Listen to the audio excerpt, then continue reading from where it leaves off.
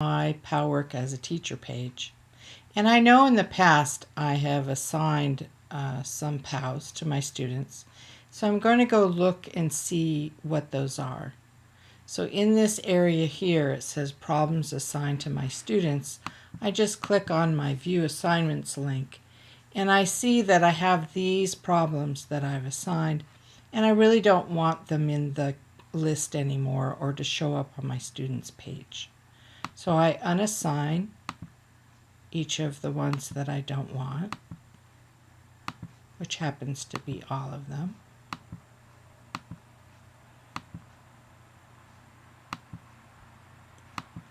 And now I want to go back to the current problems page because I've decided that I'm going to assign Charlie's Gumballs to my students. I click on that problem and I click on Assign.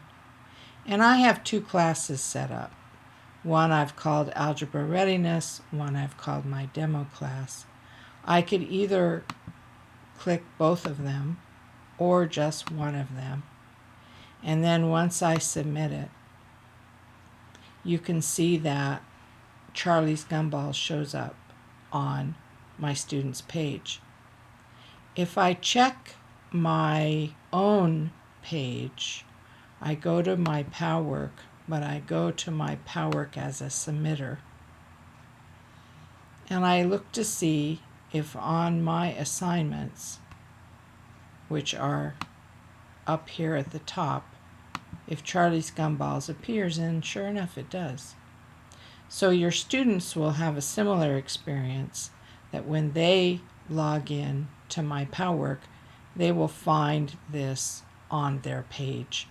There isn't any other alert other than the fact that the link shows up on their page.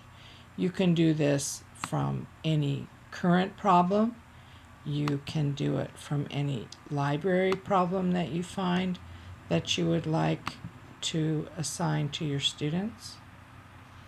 You can have several on their list or just one. It's whatever you've decided to do.